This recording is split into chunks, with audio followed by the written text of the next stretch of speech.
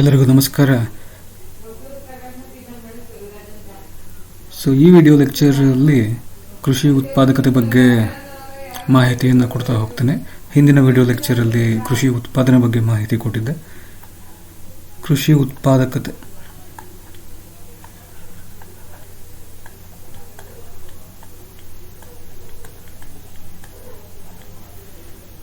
ಇದನ್ನ ಅನುವಾದ ಮಾಡಿದ್ರೆ ಅಗ್ರಿಕಲ್ಚರಲ್ ಪ್ರೊಡಕ್ಟಿವಿಟಿ ಅಂತ ಆಗುತ್ತೆ.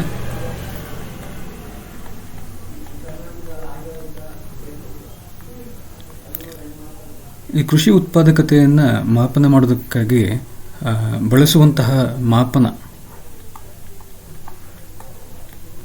ಯಾವುದು ಎಂದರೆ ಪ್ರತಿ ಹೆಕ್ಟೇರ್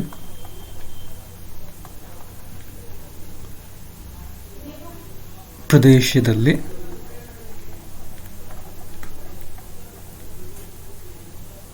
ಲಭಿಸುವ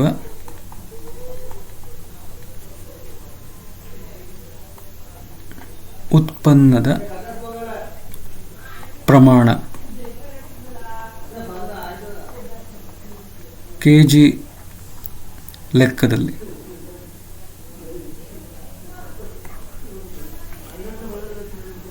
ಮತ್ತೊಮ್ಮೆ ಕೃಷಿ ಉತ್ಪಾದಕತೆಯನ್ನು ಮಾಪನ ಮಾಡೋದಕ್ಕೆ ನಮ್ಮ ದೇಶದಲ್ಲಿ ಬಳಸುವಂತಹ ಒಂದು ಮಾಪನ ಇದು. ಪ್ರತಿ ಹೆಕ್ಟೇರ್ ಪ್ರದೇಶದಲ್ಲಿ ಲಭಿಸುವ ಉತ್ಪನ್ನದ ಪ್ರಮಾಣ. ಇದರ ಆಕಾರ ಕಿಲೋಗ್ರಾಮ್ ಪರ್ ಹೆಕ್ಟೇರ್ ಅಂತ.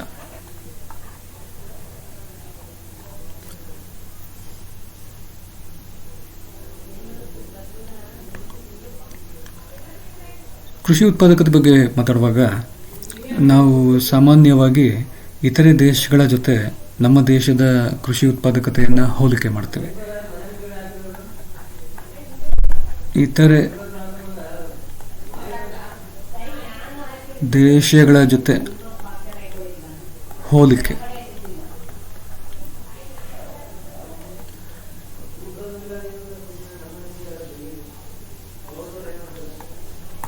ಭತ್ತವನ್ನು ತಗೊಳ್ಳೋಣ.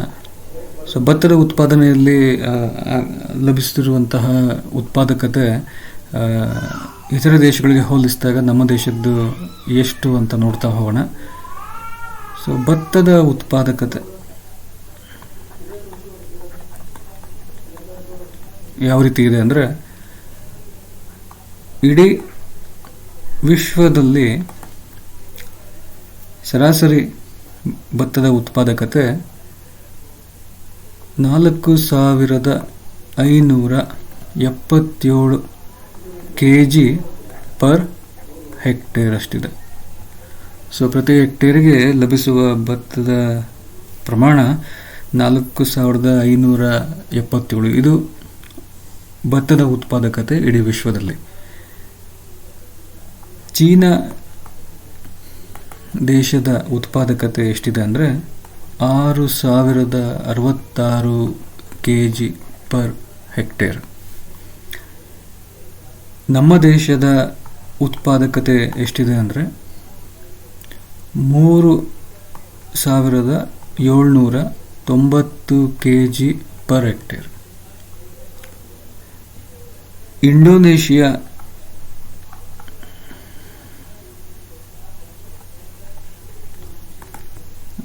ಉತ್ಪಾದಕತೆ ಎಷ್ಟಿದೆ ಅಂದರೆ 5236 kg ಪರ್ ಹೆಕ್ಟೇರ್.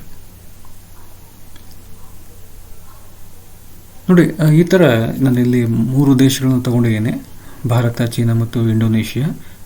ಜೊತೆಗೆ ವಿಶ್ವದ ಉತ್ಪಾದಕತೆ ತಗೊಂಡಿದ್ದೇನೆ. ವಿಶ್ವದ ಉತ್ಪಾದಕತೆಗೆ ಹೋಲಿಕೆ ಮಾಡಿದಾಗ ನಮ್ಮ ದೇಶದ ಉತ್ಪಾದಕತೆ ಭತ್ತದಲ್ಲಿ ಕಡಿಮೆ ಇದೆ. ಚೀನಾ ದೇಶಕ್ಕೆ ಹೋಲಿಕೆ ಮಾಡಿದಾಗ ತುಂಬ ಕಡಿಮೆ ಇದೆ. ಇಂಡೋನೇಷಿಯಾಕ್ಕೆ ಹೋಲಿಕೆ ಮಾಡಿದಾಗಲೂ ತುಂಬ ಕಡಿಮೆ ಇದೆ. ಭಾರತ ನಾವು ಬಿಟ್ಟರೆ ಕೆಲವು ದೇಶಗಳ ಭತ್ತದ ಉತ್ಪಾದಕತೆ ಕಡಿಮೆ ಇದೆ, ಭಾರತದಕ್ಕಿಂತ ಕಡಿಮೆ ಇದೆ. ಉದಾಹರಣೆಗೆ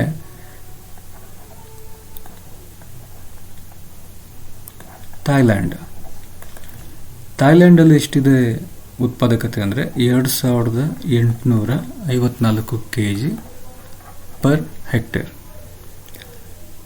ಸೊ ಇತರೆ ದೇಶಗಳಿಗೆ, ಸುಮಾರು ದೇಶಗಳಿಗೆ ಹೋಲಿಕೆ ಮಾಡಿದಾಗ ನಮ್ಮ ದೇಶದ ಭತ್ತದ ಉತ್ಪಾದಕತೆ ಕಡಿಮೆ ಇದೆ. ಸೊ ಇತರ ದೇಶಗಳಿಗೆ ಹೋಲಿಕೆ ಮಾಡಿದಾಗ ಭಾರತ ದೇಶದ ಭತ್ತದ ಉತ್ಪಾದಕತೆ ಕಡಿಮೆ ಇದೆ ಅಂತ ನಮಗೆ ಇಲ್ಲಿ ಚಿತ್ರಣ ಸಿಗುತ್ತೆ. ಇದರ ಅರ್ಥ ಏನು ಅಂದರೆ, ನಮ್ಮ ದೇಶದ ಉತ್ಪಾದಕತೆ, ಕೃಷಿ ಉತ್ಪಾದಕತೆ ಕಡಿಮೆ ಇದೆ ಅನ್ನೋ ಒಂದು ಅರ್ಥ ಸಿಗುತ್ತೆ. ಸೊ ಇದು ನೆನಪನ್ನ ಇಟ್ಕೊಳ್ಳಿ.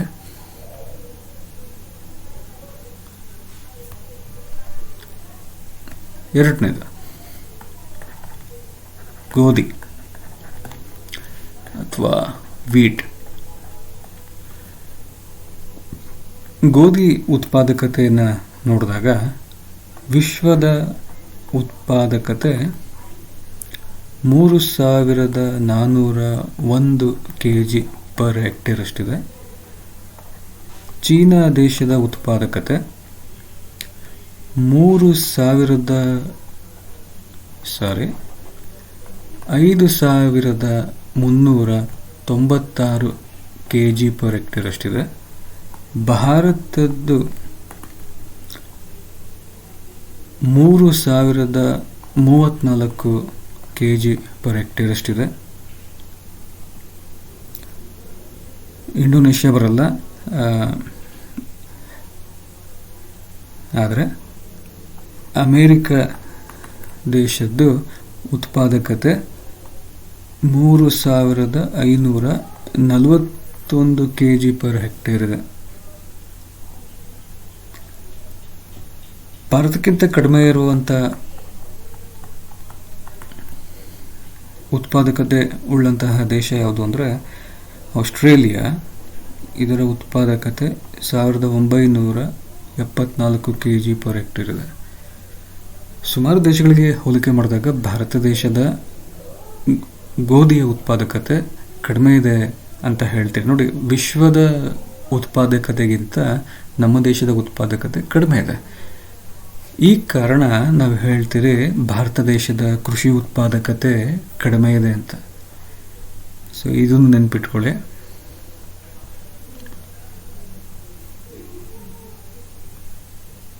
Next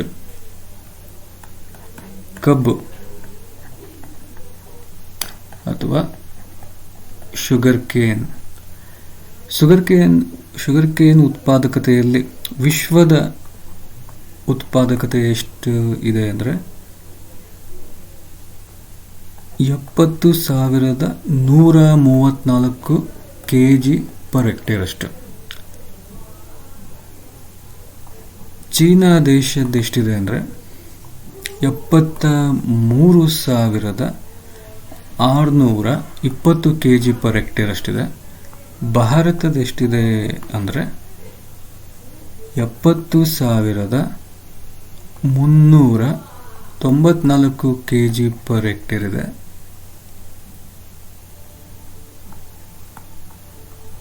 Brazil ದೇಶದ್ದು 75,180 kg per hectare ಇದೆ. ಗ್ವಾಟೆಮೆಲಾ ಅಂತ ಒಂದು ದೇಶ, ಅದರ ಉತ್ಪಾದಕತೆ ಎಷ್ಟಿದೆ ಅಂದರೆ 1,29,049 kg ಪರ್ ಹೆಕ್ಟೇರ್ ಅಷ್ಟಿದೆ. ಭಾರತ ದೇಶಕ್ಕಿಂತ ಕಬ್ಬಿನ ಉತ್ಪಾದಕತೆಯಲ್ಲಿ ಕೆಲವು ದೇಶಗಳು ಕೆಳಗಿನ ಸ್ಥಾನವನ್ನು ಹೊಂದಿವೆ.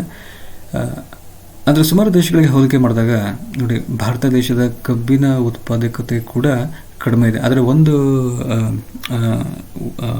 ಒಳ್ಳೆಯ ವಿಷಯ ಏನು ಅಂದರೆ, ವಿಶ್ವದ ಉತ್ಪಾದಕತೆಗಿಂತ ಭಾರತದ ಉತ್ಪಾದಕತೆ ಸ್ವಲ್ಪ ಉತ್ತಮವಾಗಿದೆ. ಸೊ ಇದೊಂದು ಒಳ್ಳೆಯ ಅಂಶ.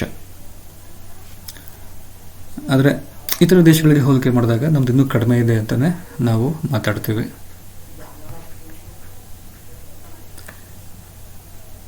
ನೆಕ್ಸ್ಟ್ ಕಡಲೆಕಾಯಿ ಅಥವಾ ಗ್ರೌಂಡ್ ನಟ್.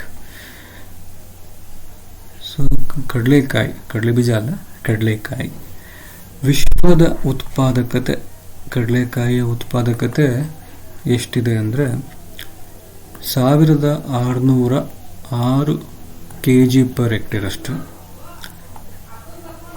ಚೀನಾ ದೇಶದ್ದು ಎಷ್ಟಿದೆ ಅಂದರೆ 3678 kg/h ಅಷ್ಟಿದೆ.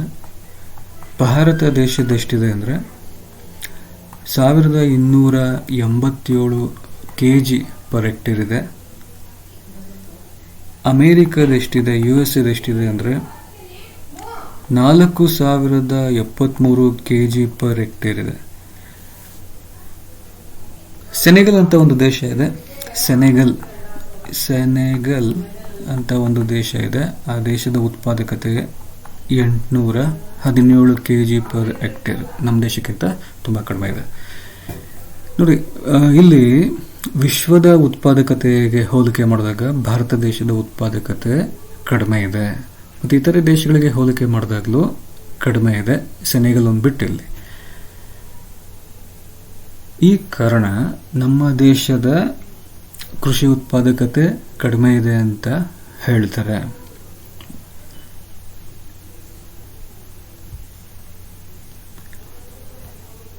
ಸೊ ಹೀಗೆ ನಾವು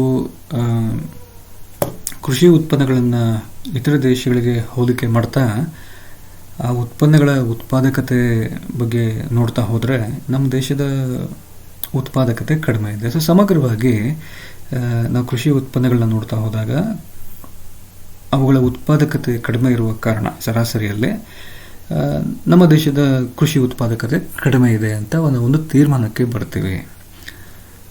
ಸೊ ಅದೇ ತೀರ್ಮಾನವನ್ನು ಇಲ್ಲಿ ಕೊಡ್ತಿದ್ದೀವಿ. ತೀರ್ಮಾನ ಏನೆಂದರೆ ಭಾರತದ ಕೃಷಿ ಉತ್ಪಾದಕತೆ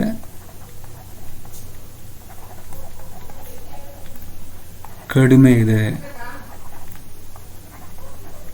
ಇದು ತೀರ್ಮಾನ. ಟೆಕ್ಸ್ಟ್ ಬುಕ್ಕಲ್ಲೂ ಇದೇ ತೀರ್ಮಾನವನ್ನು ಇಟ್ಕೊಂಡು ನಿಮಗೆ 10 ಅಂಕದ ಪ್ರಶ್ನೆಗಳನ್ನ ಕೇಳ್ತಾರೆ. 10 ಅಂಕದ ಪ್ರಶ್ನೆ ಏನಂದರೆ ಭಾರತದ ಕೃಷಿ ಉತ್ಪಾದಕತೆ ಕಡಿಮೆ ಆಗಲು ಏನು ಕಾರಣ. ಸೊ ಇದು 10 ಅಂಕದ ಪ್ರಶ್ನೆ. ಈಗ ಅದೇ ಪ್ರಶ್ನೆಗೆ ನಾನು ಉತ್ತರವನ್ನು ಹೇಳ್ತಾ ಹೋಗ್ತೇನೆ. ಏನು ಕಾರಣ?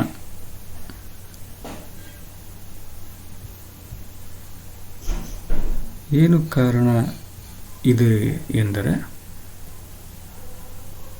ಬರೆಯೋರು ಬರ್ಕೋಬೋದು. ಕಾರಣಗಳು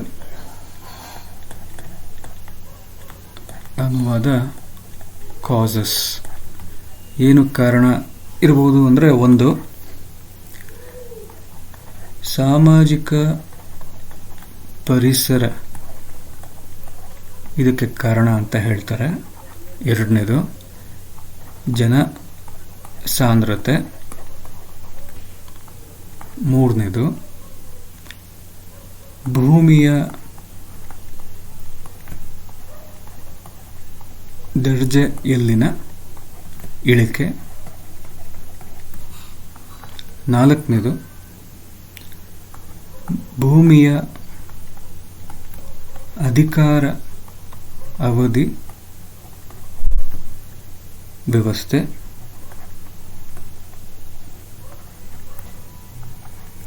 ಐದನೇದು ಸಾಲ ಸೌಲಭ್ಯತೆಯ ಕೊರತೆ.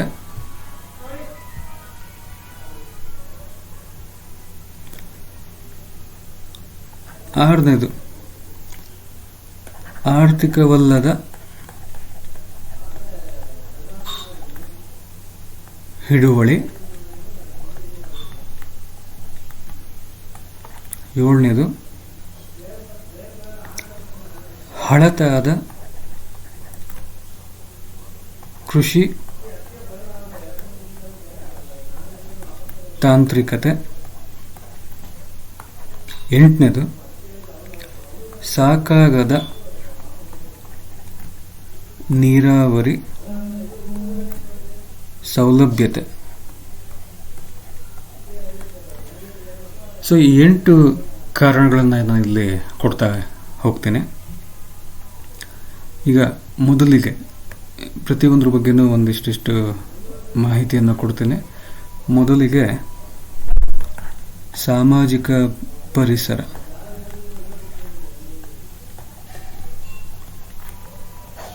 ಸೊ ಇಲ್ಲಿ ಸಾಮಾಜಿಕ ಪರಿಸರ ಅಂದಾಗ ಗ್ರಾಮೀಣ ಪ್ರದೇಶದಲ್ಲಿ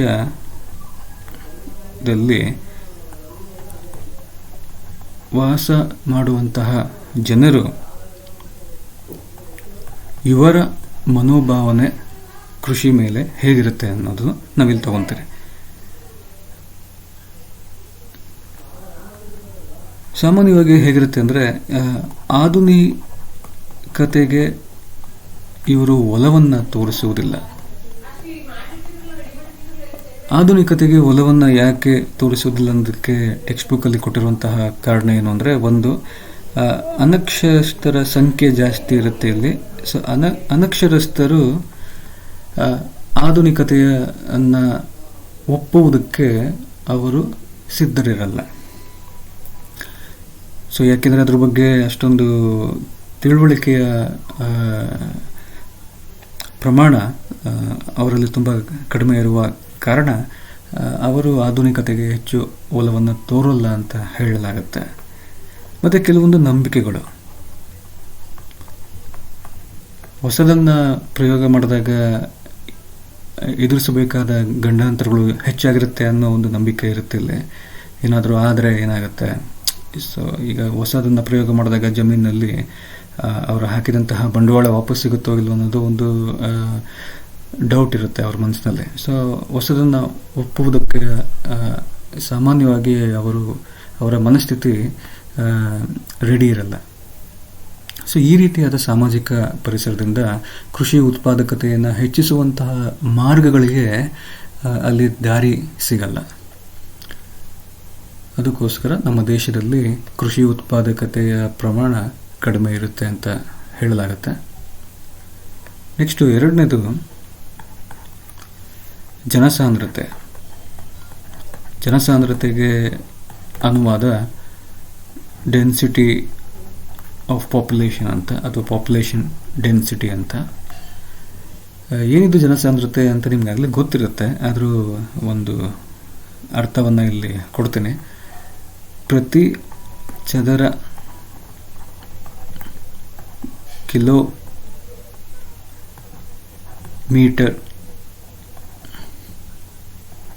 ಭೂಪ್ರದೇಶದಲ್ಲಿ ವಾಸಿಸುವ ಜನಸಂಖ್ಯೆ. ಸೊ ಪ್ರತಿ ಚದರ ಕಿಲೋಮೀಟರ್ ಭೂಪ್ರದೇಶದಲ್ಲಿ ವಾಸಿಸುವ ಜನಸಂಖ್ಯೆಗೆ ಜನಸಾಂದ್ರತೆ ಅಂತ ಕರಿತೀವಿ. ಕೃಷಿ ವಲಯದಲ್ಲಿ ಸಾಮಾನ್ಯವಾಗಿ ಕಾಣುವಂತಹ ಒಂದು ಲಕ್ಷಣ ಏನು ಅಂದರೆ, ಜನರು ಅದನ್ನು ಜೀವನಾಧಾರವಾಗಿ ಸ್ವೀಕರಿಸ್ತಾರೆ.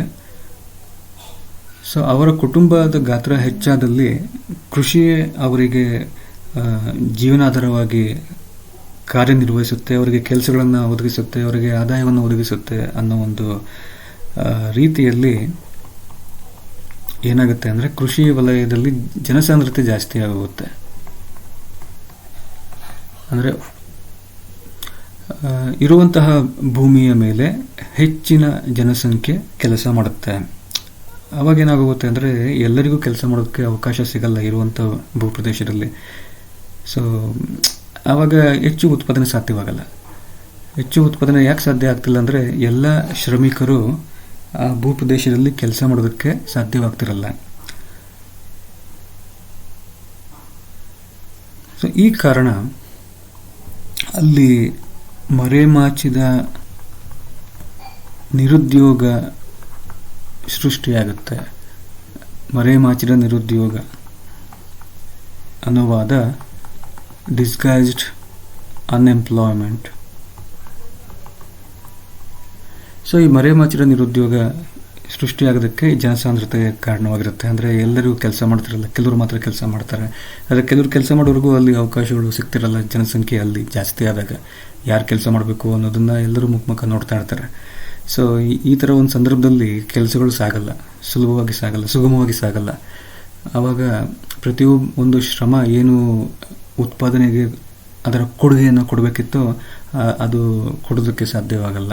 ಆವಾಗ ನಾವು ಆ ಶ್ರಮದ ಉತ್ಪಾದಕತೆ ಶೂನ್ಯಕ್ಕೆ ಬಂದು ನಿಲ್ಲುತ್ತೆ ಅಂತ ಹೇಳ್ತೀರಿ. ಮರೆಮಾಚಿದ ನಿರುದ್ಯೋಗ ಕಾಣಿಸ್ಕೊತಾ ಇದೆ ಅಂದರೆ ಶ್ರಮದ ಉತ್ಪಾದಕತೆ, ಸೀಮಾಂತ ಉತ್ಪಾದಕತೆ ಶೂನ್ಯಕ್ಕೆ ಬಂದು ನಿಲ್ತಾ ಇದೆ ಅಂತ ಅರ್ಥ.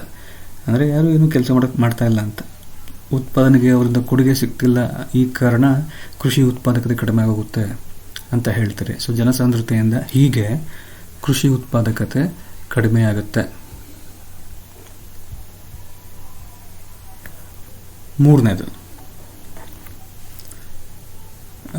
ಭೂಮಿಯ ದರ್ಜೆ ಕಡಿಮೆ ಆಗ್ತಾ ಹೋಗುತ್ತೆ. ಭೂಮಿಯ ದರ್ಜೆ ಕಡಿಮೆ ಹೇಗಾಗುತ್ತೆ ಅಂದರೆ, ಒಂದು ಅಥವಾ ಪ್ರಮುಖವಾಗಿ ಮಣ್ಣಿನ ಫಲವತ್ತತೆ ಕಡಿಮೆ ಆಗುವ ಮೂಲಕ. ಸೊ ಮಣ್ಣಿನ ಫಲವತ್ತತೆ ಕಡಿಮೆ ಆಗೋದಕ್ಕೆ ಒಂದು ಮುಖ್ಯ ಕಾರಣ ಏನು ಅಂದರೆ, ಅಲ್ಲಿ ಆಧುನಿಕ ತಾಂತ್ರಿಕತೆಗಳನ್ನು ಬಳಸದೇ ಇರುವುದು.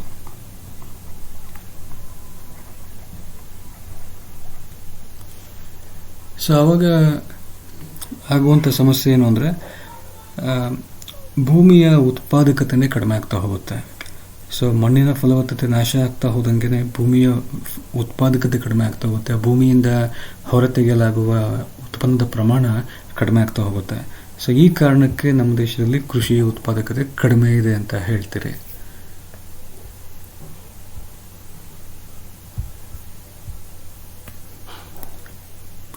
ನೆಕ್ಸ್ಟ್, ನಾಲ್ಕನೇದು, ಭೂಮಿಯ ಅಧಿಕಾರಾವಧಿ ವ್ಯವಸ್ಥೆ. ನೋಡಿ, ನಮ್ಮ ದೇಶದಲ್ಲಿ ಜಮೀನ್ದಾರಿ ಪದ್ಧತಿ ಇತ್ತು. ಈ ಪದ್ಧತಿ ಅಡಿಯಲ್ಲಿ ಏನಾಗಿತ್ತು ಅಂತ ನಿಮ್ಗೆ ಗೊತ್ತಿದೆ. ಜಮೀನ್ದಾರರು ಕೆಲಸ ಮಾಡದೇ ಅವರು ಗೇಣಿಯನ್ನು ಪಡೆದುಕೊಂಡು ತಮ್ಮ ಜಮೀನನ್ನು ಬೇಸಾಯ ಮಾಡೋರಿಗೆ ಕೊಡ್ತಾಯಿದ್ರು. ಅದರಿಂದ ಏನಾಗ್ತಾ ಹೋಯಿತು ಅಂತ ನಿಮ್ಗೆ ಗೊತ್ತಿದೆ. ಅಲ್ಲಿ ಒಂದು ರೀತಿಯಾದ ಶೋಷಣೆಗಳು ಜಾಸ್ತಿ ಆಗ್ತಾ ಹೋಯಿತು.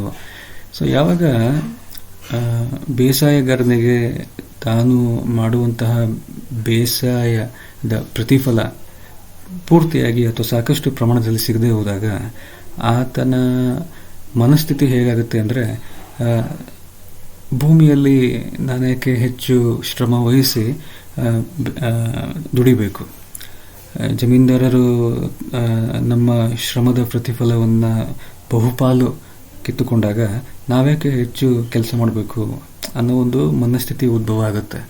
ಸೊ ಇದರಿಂದ ಭೂ ಉತ್ಪಾದಕತೆ ಅಥವಾ ಭೂಮಿಯ ಉತ್ಪಾದಕತೆ ಕಡಿಮೆ ಆಗ್ತಾ ಹೋಗುತ್ತೆ ಅಂತ ಹೇಳ್ತಾರೆ. ಇನ್ಫ್ಯಾಕ್ಟ್ ಎಷ್ಟೋ ಜಮೀನುಗಳು ಜಮೀನ್ದಾರಿ ಪದ್ಧತಿಯಲ್ಲಿ ಉತ್ಪಾದನೆಯಲ್ಲಿ ಬಳಕೆನೇ ಆಗಲಿಲ್ಲ. ಅದು ಹಾಗೆ ಪಾಳು ಬಿದ್ದೋಗಿತ್ತು. ಸೊ ಪಾಳು ಬಿದ್ದ ಭೂಮಿಯಲ್ಲಿ ಉತ್ಪಾದನೆ ಆಗದೇ ಇರೋದ್ರಿಂದ ಆ ಭೂಮಿಯ ಉತ್ಪಾದಕತೆ ಕೂಡ ಕಡಿಮೆ ಆಗ್ತಾ ಹೋಗುತ್ತೆ. ಸೊ ಈ ಕಾರಣ ನಮ್ಮ ದೇಶದಲ್ಲಿ ಕೃಷಿ ಉತ್ಪಾದಕತೆ ಕಡಿಮೆ ಆಯಿತು ಅಂತ ಹೇಳ್ತಾರೆ.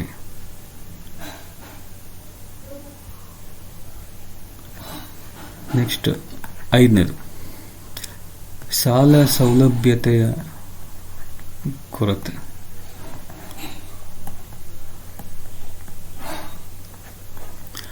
ನೋಡಿ, ಬೇಸಾಯಗಾರರಿಗೆ ಸಾಲದ ವ್ಯವಸ್ಥೆ ಇಲ್ಲದೆ ಇದ್ದಾಗ ಸೊ ಅವ್ರು ಸಾಮಾನ್ಯವಾಗಿ ಎಲ್ಲಿ ಸುಲಭವಾಗಿ ಸಾಲ ಸಿಗ್ಬೋದು ಅವರ ಬಳಿ ಹೋಗಿ ಸಾಲವನ್ನು ಪಡಿತಾರೆ, ಆದರೆ ಹೆಚ್ಚಿನ ಬಡ್ಡಿ ದರದಲ್ಲಿ. ಇದು ಹೋಗ್ತಾ ಹೋಗ್ತಾ ಜೀತ ಪದ್ಧತಿಗೆ ದಾರಿ ಮಾಡಿಕೊಡುತ್ತೆ. ಇದರಿಂದ ಏನಾಗುತ್ತೆ ಅಂತಲೇ ಗೊತ್ತು, ಬೇಸಾಯಗಾರನ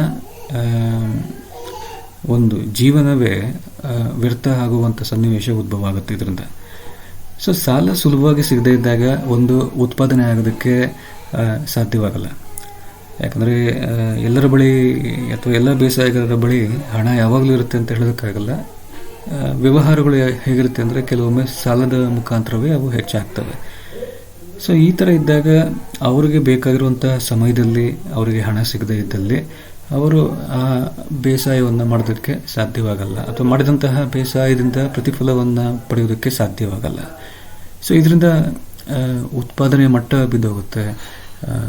ಉತ್ಪಾದನೆಯ ಮಟ್ಟ ಬಿದ್ದೋಗ್ತಿದೆ ಅಂದರೆ ಇಲ್ಲಿ ಉತ್ಪಾದಕತೆಯನ್ನು ಹೆಚ್ಚಿಸುವಂಥ ಪ್ರಯತ್ನಗಳು ಕಡಿಮೆ ಆಗ್ತಿರ್ತವೆ.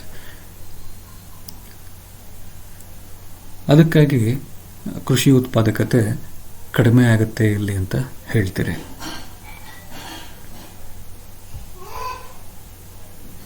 ನೆಕ್ಸ್ಟ್ 6ನೇದು,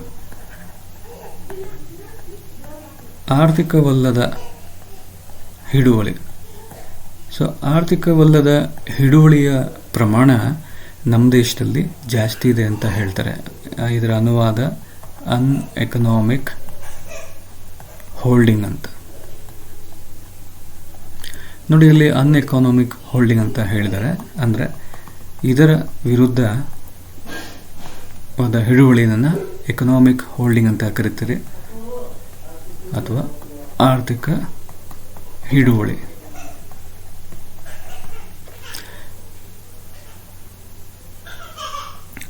ಸೊ ಯಾವುದನ್ನು ನಾವು ಯಾವ ಹಿಡುವಳಿಯನ್ನು ಆರ್ಥಿಕ ಹಿಡುವಳಿ ಅಂತ ಕರಿತೀವಿ ಅಂದರೆ 2 ಹೆಕ್ಟೇರ್ಗಿಂತ ಹೆಚ್ಚಿನ ಕೃಷಿ ಭೂಮಿ ಪ್ರದೇಶವನ್ನು ಆರ್ಥಿಕ ಹಿಡುವಳಿ ಅಂತ ಕರಿತೀವಿ. ಇಲ್ಲಿ ಲಾಭವನ್ನು ನಿರಂತರವಾಗಿ ಪಡೆಯೋದಕ್ಕೆ ಒಂದು ಅವಕಾಶ ಇರುತ್ತೆ.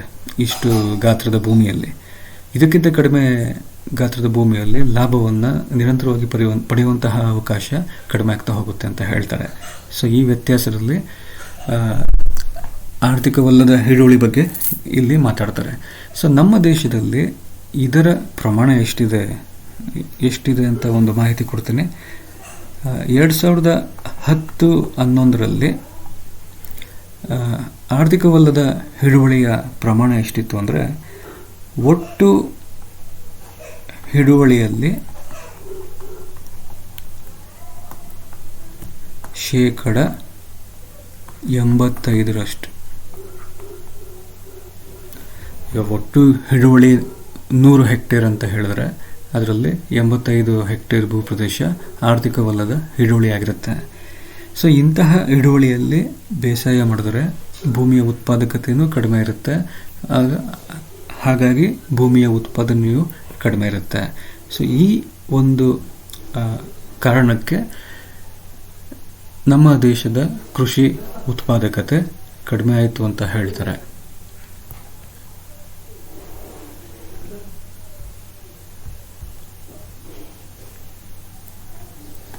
ನೆಕ್ಸ್ಟ್ 7ನೇದು, ಹಳತಾದ ಕೃಷಿ ತಾಂತ್ರಿಕತೆ. ಸೊ ಹಳತಾದ ಕೃಷಿ ತಾಂತ್ರಿಕತೆ ಅನುವಾದಿಸಿದ್ರೆ ಔಟ್ ಮೋಡೆಡ್ ಅಗ್ರಿಕಲ್ಚರಲ್ ಟೆಕ್ನಿಕ್ಸ್.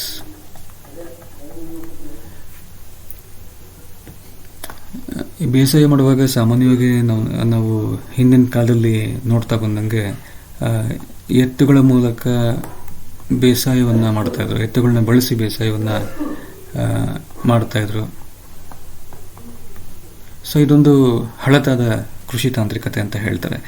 ಇತ್ತೀಚೆಗೆ ನಾವಿಲ್ಲಿ ಎತ್ತುಗಳ ಬದಲು ಟ್ರ್ಯಾಕ್ಟರ್ಗಳನ್ನ ಬಳಸಿ ಬೇಸಾಯ ಮಾಡ್ತಿರೋದು ನೋಡ್ತೀವಿ. ಸೊ ಈ ಥರ ಆಧುನಿಕ ಯಂತ್ರಗಳನ್ನು ಬಳಸಿ ಬೇಸಾಯ ಮಾಡಿದ್ರೆ ಕೃಷಿ ಉತ್ಪಾದಕತೆ ಜೊತೆಗೆ ಕೃಷಿ ಉತ್ಪಾದನೆಯೂ ಜಾಸ್ತಿ ಇರುತ್ತೆ ಅಂತ ಹೇಳಲಾಗುತ್ತೆ. ಆದರೆ ಇವುಗಳನ್ನ ಬಳಸದೇ ಇದ್ದಲ್ಲಿ, ಹಳೆ ರೀತಿಯಲ್ಲಿ ನಾವು ಸಾಂಪ್ರದಾಯಿಕ ರೀತಿಯಲ್ಲಿ ಬೇಸಾಯ ಮಾಡಿದ್ದಲ್ಲಿ ಕೃಷಿ ಉತ್ಪಾದಕತೆ ಕಡಿಮೆ ಆಗುತ್ತೆ ಅಂತ ಇಲ್ಲಿ ಹೇಳ್ತಾರೆ.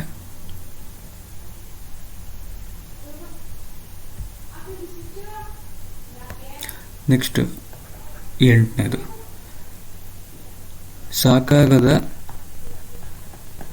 ನೀರಾವರಿ ಸೌಲಭ್ಯತೆ. ನೀರಾವರಿಯಲ್ಲಿ ಅನುವಾದ ಇರಿಗೇಷನ್.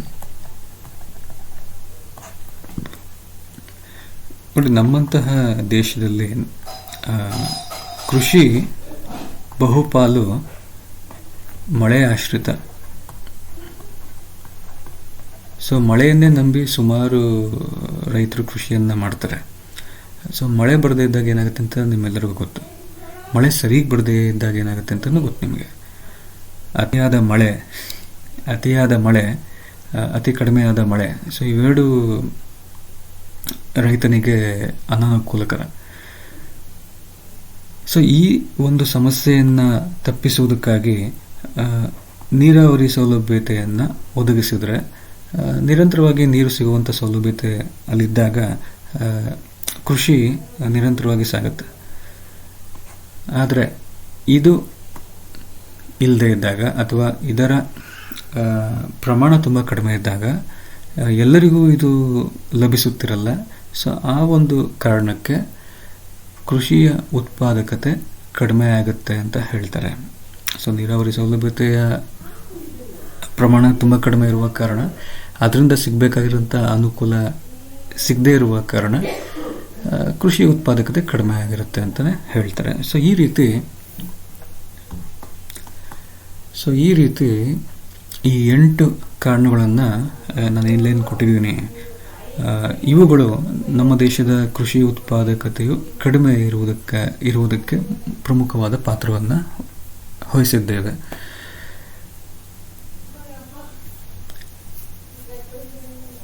ಇನ್ನು ಈ ಕಾರಣಗಳಿಗೆ ಏನು ಪರಿಹಾರ ಅಂದಾಗ ನೀವೇ ಹೇಳ್ಬೋದು, ಏನು ಪರಿಹಾರವನ್ನು ನಾವಿಲ್ಲಿ ಕೊಡ್ಬೋದು ಕೃಷಿ ಉತ್ಪಾದಕತೆಯನ್ನು ಹೆಚ್ಚಿಸುವುದಕ್ಕಾಗಿ. ನಾವು ಯಾವ್ಯಾವ ಕಾರಣವನ್ನು ಕೊಟ್ಟಿದ್ದೀವಿ, ಇದರಿಂದ ಆಗುತ್ತೆ, ಇದರಿಂದ ಈ ಥರ ಆಗಿದೆ, ಇದರಿಂದ ಈ ಥರ ಆಗಿದೆ ಅಂತ ನಾವೇನು ಹೇಳ್ತಿದ್ದೀವಿ, ಅದನ್ನು ನಾವು ತೆಗೆದುಹಾಕಿದ್ರೆ, ಅದರ ಬದಲಿಗೆ ಅದರ ವಿರುದ್ಧವಾದ ಒಂದು ಪರಿಕಲ್ಪನೆಯನ್ನು ಹಾಕಿದ್ರೆ ಅವೇ ಪರಿಹಾರ ಮಾರ್ಗವಾಗುತ್ತೆ. ಇಷ್ಟು ಹೇಳುತ್ತಾ ನಾನು ಈ ಕ್ಲಾಸನ್ನು ಇಲ್ಲಿಗೆ ಮುಗಿಸ್ತೀನಿ. Thank you.